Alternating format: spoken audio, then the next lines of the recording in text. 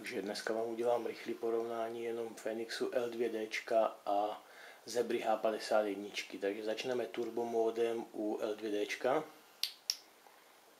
Takže tohle je turbo mód L2D a porovnání s nejvyšším módem H51.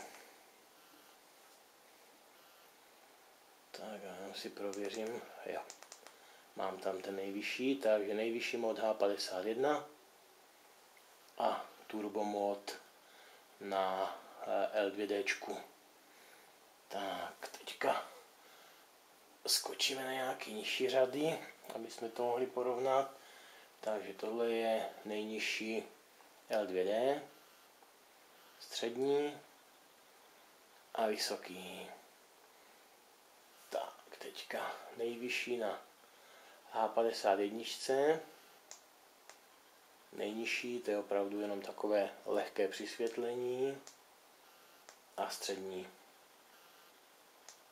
A ještě teda jednou dáme ten nejvyšší mód.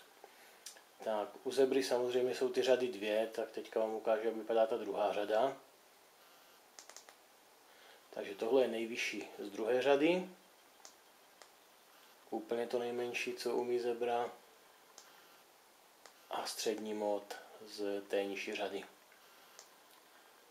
A ještě jednou ten vyšší a nejvyšší mód. Tak, teď můžeme ten nejvyšší mód ještě teda porovnat s L2D na rychlovku.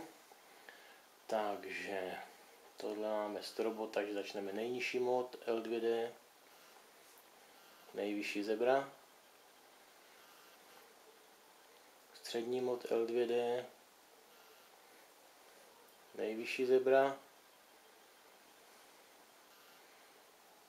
nejvyšší na L2D, porovnání se Zebrou.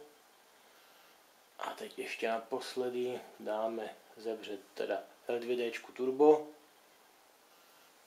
a samozřejmě ukončíme H51 v nejvyšším módu.